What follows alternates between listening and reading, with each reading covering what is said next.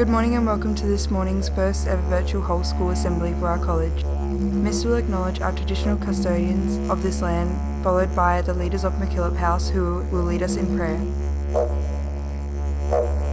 I respectfully acknowledge the past and present traditional custodians of this land on which we are meeting. Our school sits on the boundary of the Whadjuk and Bidjar people. It is a privilege to be standing on the Noongar country. I ask the good spirits to watch over you and keep you safe. I also acknowledge the contributions of Aboriginal Australians and non-Aboriginal Australians to the education of all children and people in this country we live in and share together, Australia.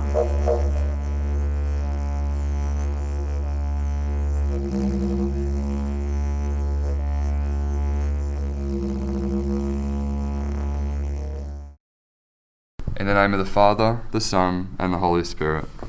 Ever generous God, you inspired St. Mary MacKillop to live her life faithful to the gospel of Jesus Christ, and constant in bringing hope and encouragement to those who are disheartened, lonely, or needy.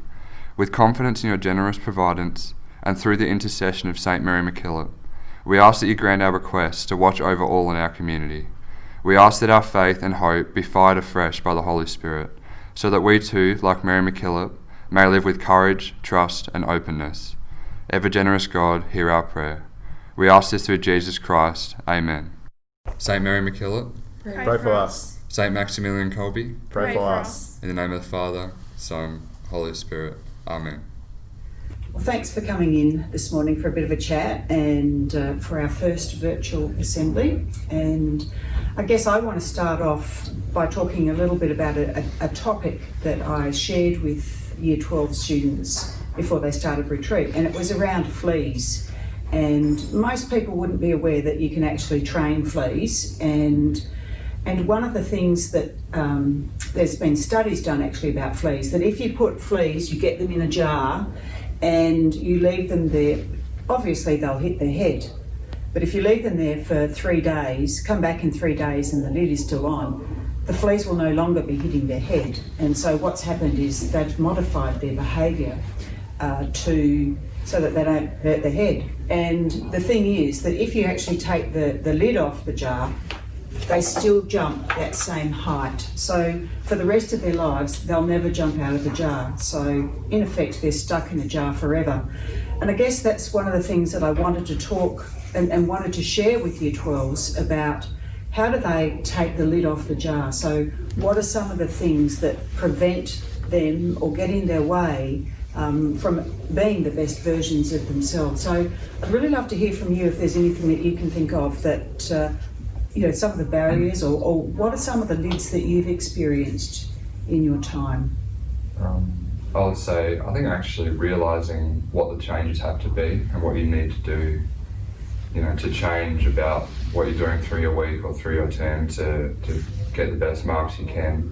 For me, it's been paid work. After school, I've been working most of the time at Domino's and working every night. You come home and just, I might just, go to sleep now or have a nap or something, and then, I've got nothing done. So realising that I'm actually doing nothing some nights and, doing that work and getting work off and telling work that I can't come up. I will actually tell everyone that Dean would have to be one of the best pizza deliverers. Seriously, he every Friday night is pizza night at our house, and Dean has done a wonderful job at delivering pizza. So good work. You're doing a great job in the workplace, Dean. Yeah, so as good as that is, I've had to take some of the time off to focus on the ATARs. So so that's what I've been doing. All right. Anyone else that wants to share some of their barriers or lids or? I feel like other commitments, like Dean has his paid work, I have my training, that I need to balance those 2 nights a week for just studying, just doing those certain things, because if I don't get my study done during that night, then it doesn't work for me and I won't achieve the goals that I want to achieve. Excellent. Okay, so yeah, definitely has a big impact. But obviously, Mark, you've been able to do that, balance your time. And they often say if you want something done, give it to a busy person. So well done. What about leaving things to the last minute? Does anyone procrastinate? Yeah, that's me to a T. I always leave things to the last minute, but over the last few years I've gotten better at it. I'm glad I have at least. But procrastination is the worst thing for me. Being busy with lots of things. leaving one thing and something doesn't get done, or something got too much attention and the other thing didn't. Do you find yourself doing the things that you want to do first? Yeah, do the easy work. Yeah, that's always the way. And I guess the other bit is, I'm not sure whether friends or does that play a part at all? Yeah, definitely. Sometimes you want to go out and have fun, but you have to realise that you need to get work done and get your priorities in order, and sometimes there'll be points where friendships or going out isn't always a number one priority. So yeah, it's just trying to figure out when your priorities should be when. Yeah. So effectively what you guys have done is you've identified your, the lids of your jar and worked at those. So that's it's something that you've obviously worked hard at over the last 5.5 years. And certainly from retreat, one of the things I was really impressed with our Year 12 students was the way that they adapted to change and that they took a risk. And what really I was very, very impressed with was the fact that they trusted one another and supported each other as they journeyed through the activities on retreat. So I guess the message to all of our students is, make sure that you're not putting and not keeping that lid on the jar. You really don't want to be a flea stuck in a jar. You really want to take that lid off and be the best version of yourselves, just like our Year 12s have done that this year and been such wonderful role models within our school. So before we finish up, I just need to ask you, what have you got planned for the rest of the term? Well, Friday Fun Day is coming back now, now that we're allowed back out into the avenue. We've got a few things planned for the rest of the term. And then a couple more things in term 4, and term 3, so a lot of things to look forward to. What are some of the things happening in term 3? So in term 3 we have the Chop for Cancer and the World's Greatest Shave. We have Are You OK Day, which they're going to be some big events for us that the leadership team are looking forward to helping organise. Well, I would just like to wish everyone all the best for the rest of term 2, and certainly would like to thank our student executive for the leadership that they provide in our community. And thank you for joining us this morning. Thank you. Thanks, everyone. Thank you.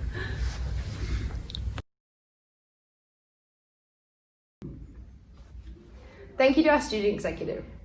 House captains would now acknowledge the outstanding individual service of our respective houses. It therefore gives me great pleasure to announce that Reese's character and efforts have been recognised with the Chisholm House Award. Caroline Chisholm is a fine example of one who shows compassion and leadership. The same can be said about Reese and the approach that he has towards his PC. Reese is a fantastic role model to younger students in Windsor. He has welcomed the Year 7s into PC with open arms and always conscious of how his fellow PC members are feeling. Reese is very quick to check on them when they're down and will do his best to comfort them. He has a positive attitude towards life and always greets everyone with the college with a smile. Congratulations, Reese, and we are lucky to have you in Chisholm House. Congratulations, James. You are the recipient of the Loyola House Award. James has always been an outstanding contributor to both Loyola House and PC, but when challenges come our way in term 1 at the beginning of this term, he raised the bar to another level. His use of initiative to search for ways to keep the Loyola House spirit alive and flourishing is reflective of his desire to ensure a sense of belonging and connectedness for all. James is not afraid to lead from the front while journeying with others and helping those who may fall behind. Making a difference is one of James's core beliefs. Well done, James.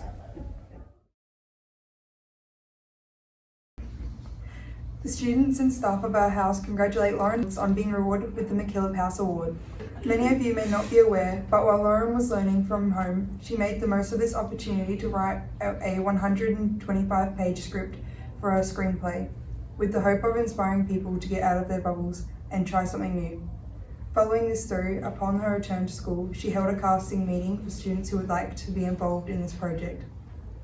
Lauren, you have shown outstanding use of your initiative. You thoroughly deserve to be applauded for your efforts. Well done, Lauren.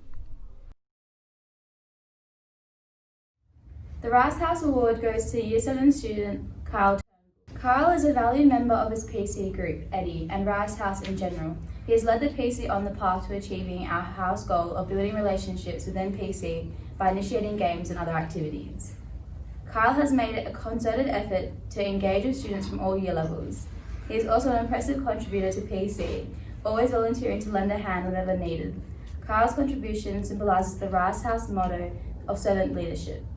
Kyle, Rice House commends you for being such a fine role model for others.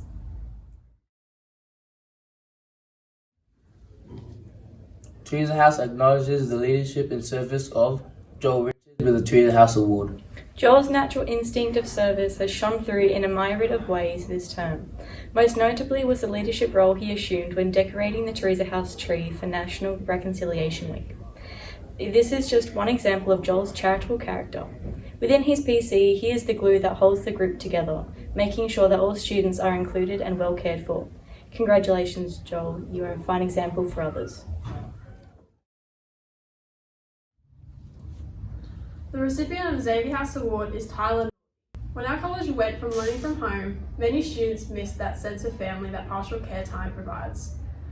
Well, Tyler went above and beyond during this time to ensure this wasn't the case for his PC. He engaged in every single activity, bringing humour, a sense of joy and connection to the PC Google Chats. Tyler's always enthusiastic and, despite being relatively new to the PC as a Year 7 student, displays confidence and often leads by example. Tyler offers great leadership to others and brings a unique and special character to all that he does. Congratulations, Tyler.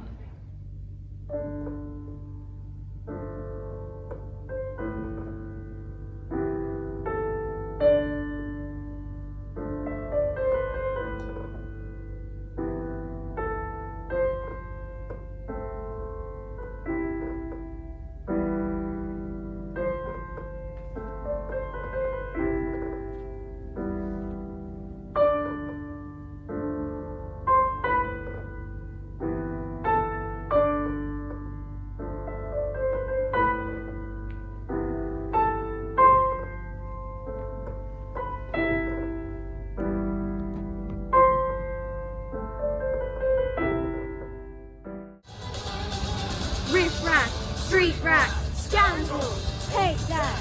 Try a different tack, guys. Rip him open, take it back. Again, gotta face the facts. Could really use a friend or two.